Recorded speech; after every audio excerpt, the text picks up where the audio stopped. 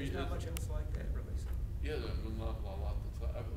Are you going to do there was a collection, I know, are there going to be more of those? Are you going to look into doing, is there any interest in doing more Maybe. of that material? Anders McNeil asked about it. Okay. And asked who. I did a collection that Richard Almanac about 4 years ago.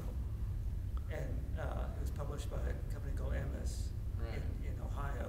And they're a big multimedia. They own a string of radio stations across the country and stuff like that. And they had a book arm. And 3 months after they published the book, the book arm went belly up. And it wasn't my fault, but so it's still in print because of the corporation. But it's I tried to track down a box full of them. It was pretty hard to find them, although you can get it on Amazon. But I don't know. That was another thing I kind of stumbled into, and it was nice because it got me other work. It got the Pat Oliphant did I drew a little introductory cartoon for it. I've known him for 20 years or so, and he said, do your little introduction to every book if you ever do it. And it's Universal Press is his syndicate, and so they saw that and they thought, we can take you seriously because Pat Oliphant's one of our guys or something. So it was a nice little lineup of events there for that. Sure. But it's still, it's just a weekly job. So yes, sir. I've always been struck with the Almanac how often you do bring in sort of comics lore into it. Like, for example, Tom recently linked to that old page that you did about speeches of the graduates that included references to Johnny Hart's, religious beliefs and things like that. And I still remember reading a gag about For Better or Worse where you said that the strip was going to come back, or the family was going to travel in time and battle themselves and all this stuff as a way of dealing with their semi-retirement. So, which is pretty obscure. I mean, do you get feedback from the Washington readers who? More for some of the comic stuff than other stuff. Really? Well, usually if you do a local joke around DC, it's who's going to get it and who's not. Right. And that's what you hear. The more specific a thing is usually referenced, the more you'll hear from it because it is so specific. Well, I've never seen that in the comics before. It's like somebody takes it very personally, which is kind of nice. And I think Scott Adams, who does Dilbert, has said that he realized early on that nobody before him had made middle management jokes so clearly.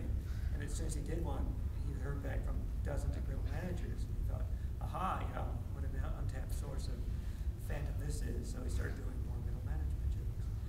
But if you do a comics, there are enough people around DC to take the comics, fairly seriously. And there's the Comics Curmudgeon, which is up in Baltimore, and comics are fun to make fun of.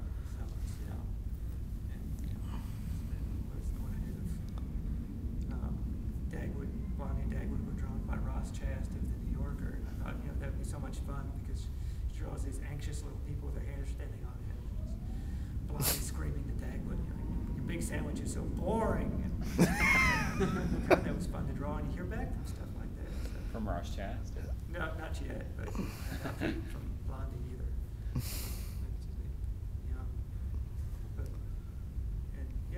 Comics people pay attention to comics.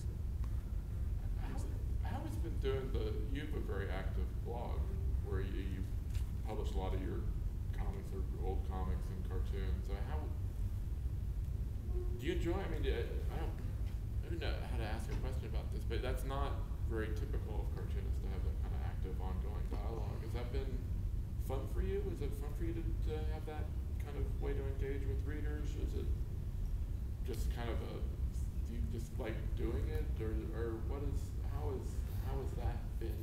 How's that been for you? It's been okay. But I just find that very interesting. Has that been a source of enjoyment or a source of kind of outreach for you? Do you ever get frustrated about that? I just wonder about that whole experience. It's not something that not many cartoonists comic strip people do, and it seems like a natural vent hole for. I don't have I do a lot of freelance illustration. It was my day job for years, and I never put together a web page, and this was sort of an easy way to do a web page because it's like a 3-button, click on Google Blogs, and boom, you're there. And I didn't really, when I first started it was more like I wanted to see, is there one called Cul-de-sac? And so I clicked it in, and I clicked it, and it said, congratulations on opening your new blog. I thought, well, better feed this thing. So, because it'll die on you and people will notice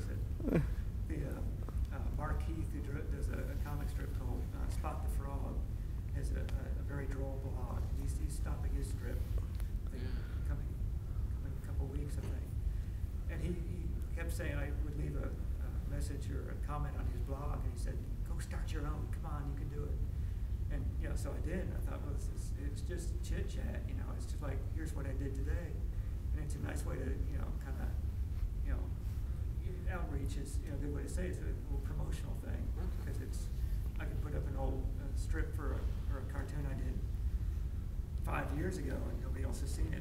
It was in the paper one time, and you put it out there, and you think, like that one of the Note to the Graduates by the comic strip with like Galactus and stuff.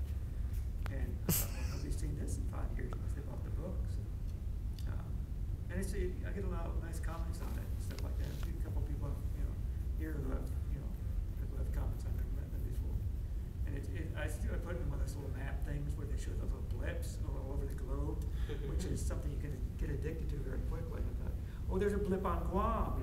Oh, I'm getting one on Hawaii. And, there's one in Iran. How'd that happen? So you think, oh, it gets out there a little bit. You link to it, and suddenly it goes, and you got up on Drawn on the Drawn blog, and that went up like that. So, but yeah, it's a little promotion, and it's you can just put down a little chit-chatty thought, a little theme for the day is like, How much political caricature do you do? I mean, especially, I know that's been some of the stuff you put up on the blog, and I'm not fully cognizant of the breadth of your illustration career, but how much in the political season do you do that kind of material? I used to do a lot. Okay. I did. No, I guess the question I have is, that was my suspicion, is that you maybe did a lot more than you're doing this time. Is this season different, do you think, because of the nature of the election so far? Has this been each one seems to be different. Okay. So I mean, I'm not a real political type person, but living in DC and doing any kind of cartoon, eventually you're gonna do political stuff, and it's fun to do. But just caricature itself, I mean, caricature is fun, and although sometimes some more fun than others, but I started doing it late 80s, I guess, for the Post, and 87 maybe.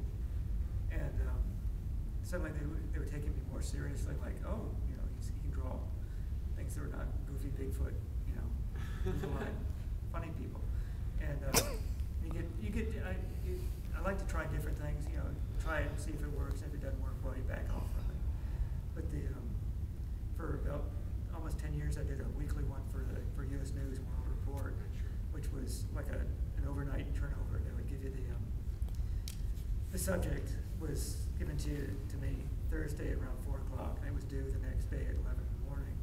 And I like to work at night, so I thought, what the heck, and the pay was good. And that's how I learned to do watercolor. It's like, because they had big color. And the courier would show up every morning at 11, unless I called them and said, give me another 2 hours. But that's how when you do caricature, it's like you get different types of clientele for freelance stuff. So I started doing stuff for like the New Yorker. They first came to saw some caricature work, and I still do a lot of them. Usually that's like drop dead last minute stuff, which is they give you a little advance warning, like are you free next Thursday? Because we might have something, which is kind of nice. But it just with the internet, with the sending stuff electronically, which is how I send almost everything, it's so much easier than it used to be. Right. In some ways, although they can push you to the limit. But the New Yorker used to sometimes send like an overnight courier at like 3 a.m. if they really needed it. And I was impressed. College kids would show up at 3 a.m. and say, "You ready yet, man?" And get on the airplane, off they go. But, now you slap it on the scanner, it's there. But, it's so glamorous, It's been drawing cartoons. I want to make sure that I don't miss anybody. Does anybody have anything that's popped in their head?